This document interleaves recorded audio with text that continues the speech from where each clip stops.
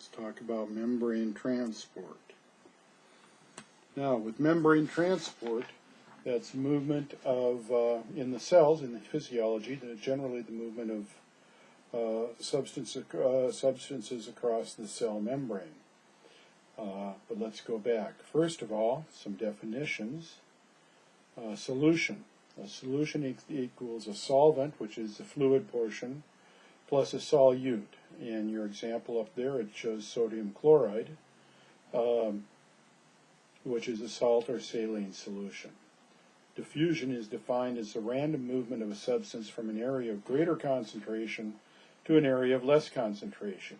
The illustration we would have used in the lab is a drop of food coloring in a glass of water.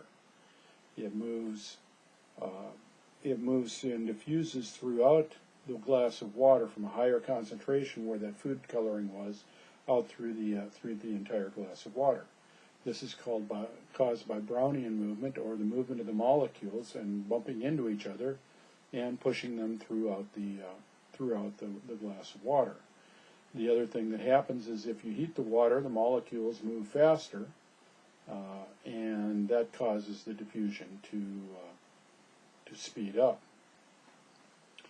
Like I said, diffusion occurs in the constant movement of the molecules. Polarity. A solution or a solute that is polar has charged parts on the different ends of the molecule, while a nonpolar has no charged parts. A polar solution would be water. Polar solute would be sodium chloride. A nonpolar would be benzene or hexane or something along that. The cell wall is generally nonpolar, which causes it to, one, be degraded by nonpolar solvents, or have nonpolar solvents go right through the cell wall and lyse or kill the cell.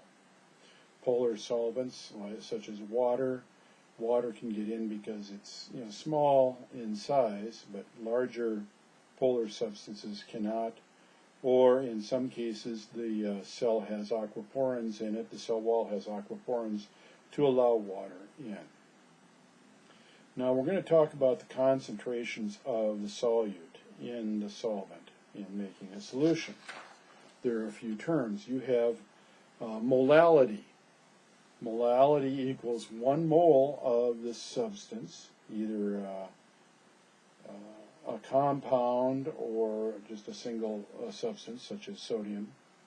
But a compound such as sodium chloride, the molecular weight is 58.5, and 1 mole solution is 1 mole of sodium chloride, which is 58.5 grams, plus 1 liter of water. Now you have molality, now you have molarity. Molarity is 1 mole of the solute, i.e. 58.5 grams of sodium chloride, with enough water that if you were in a graduated beaker to come up to 1 liter. So it's 1 mole of the substance and water QS, or quantity sufficient to make 1 liter, which is a little bit less than water than a molal solution.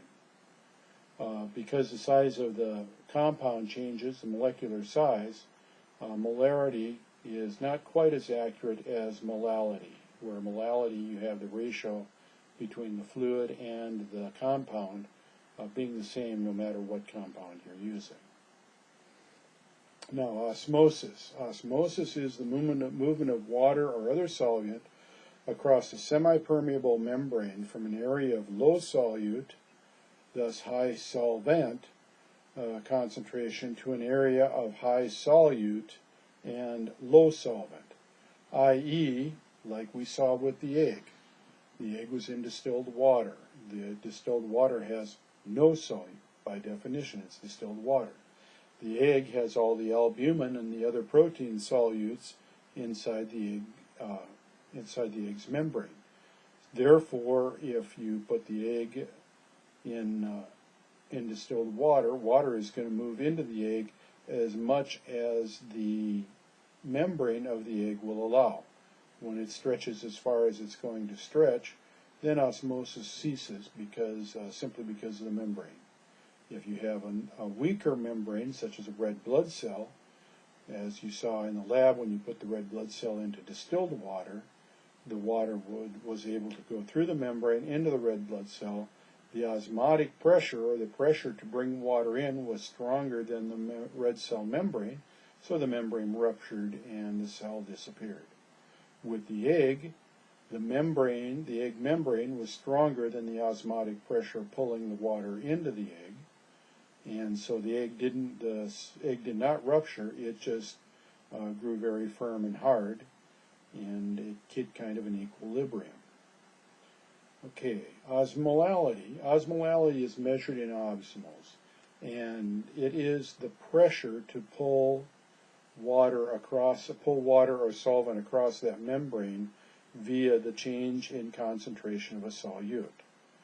So, if I have on one side of a membrane a 1 osmol sodium chloride solution, and I have on the other side of the membrane a 2 osmol sodium chloride solution, the water from the 1 osmol side is going to move across into the 2 osmol sides until the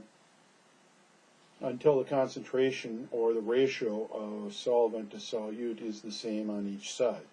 Then you'll just simply get some Brownian movement or some diffusion back and forth, but there will be no real net gain of solution on either side of the membrane.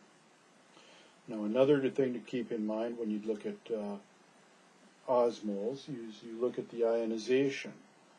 If, for instance, we're using a compound that ionizes into 2 different compounds, if you take a 1 mol solution, whereas you have 1 mole of the compound plus 1 liter of water, when that compound is in the water, it dissolves, and it gives you 1 osmol for each part of the compound, i.e. sodium chloride.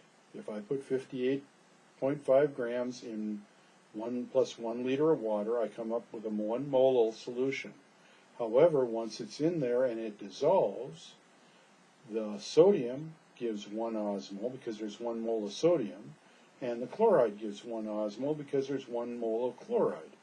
So you're going to have a 1 mole solution of sodium chloride, but it's going to be 2 osmoles.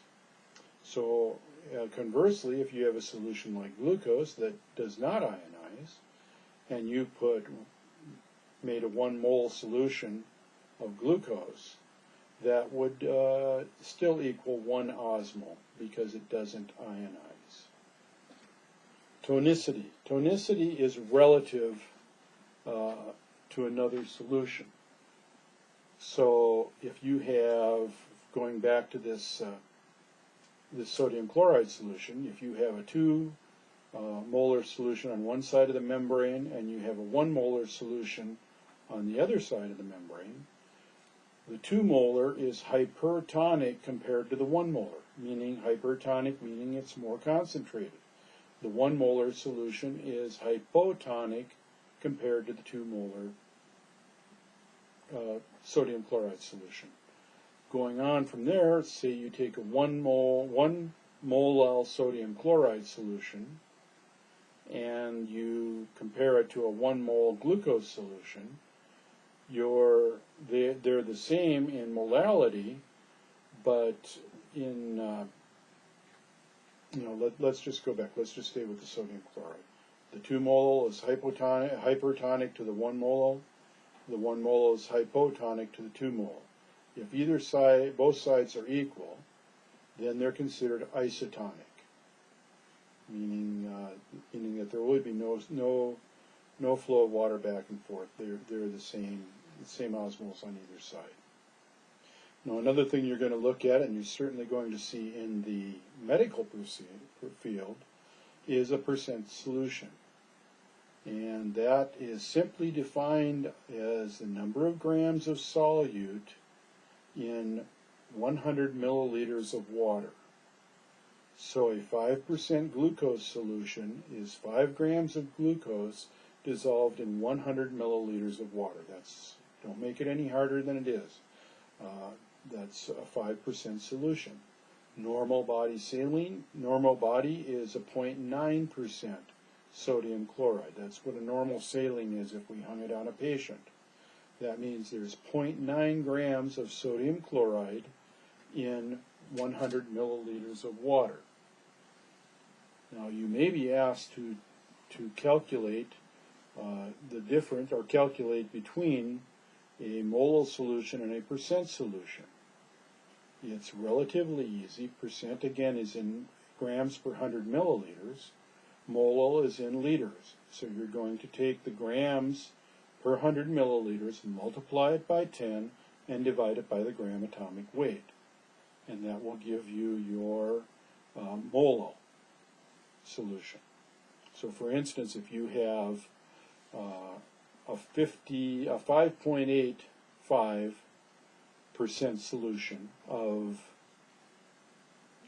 sodium chloride, a 5.85, that's 5.85 grams of sodium chloride in 100 mils of water. To convert that to a molal, you're going to multiply that 5.85 times 10, which gives you 58.5, and you're going to divide that by the gram atomic weight of sodium chloride, which I actually did this on purpose, is 58.5. That will give you a 1 molal solution. So that's how you change, that's how you calculate the difference. Another factor that we look at, especially in the body for transport, and especially with the fats in that, are the detergents. Now the detergent bridges the polar and nonpolar, and we'll talk about that in a second. Actually, let's talk about that right now. We said that water is polar, sodium chloride is polar. That's because it has charged particles, whereas your fats and your hexanes and your benzenes, your organic compounds, are nonpolar. They don't have the charged particle. If we remember in the lab, when we mix them together, like oil and vinegar, they don't mix. They separate. When we added the detergent, however, they did mix. And the reason that happens is because the detergent has a polar and a nonpolar end. The polar end grabs onto the polar molecules, and nonpolar it grabs onto the nonpolar molecules, and it binds them together. Now this is done by bile in the body. It's excreted by the gallbladder after a fatty meal.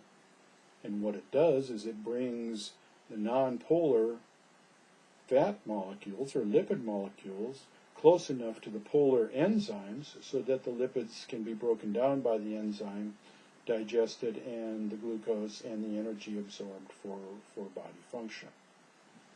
So that's nonpolar. That's how detergents work. You know, it's just like Joy or Palmolive, whatever detergent you have in your sink. It grabs the grease off the dish, binds it with the water, and you wash it down the drain. In the human body, it's the bile, and the main one is bile.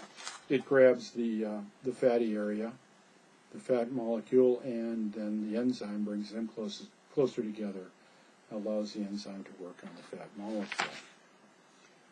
Touching on the body and membrane transport, one of the huge places for membrane transport, which is both active and passive, is in the kidney, in the nephron, the glomerulus, and the nephron, the loop of Henle, ascending and descending loops of Henle, where you have active transport to reabsorb water back across. And normally the body will spend a tremendous amount of energy pulling salt, actively transporting salt, and creating a gradient to draw the water by diffusion across the membrane and back into the circulating canals and then back into the blood system. Your body filters about 180 liters of water a day.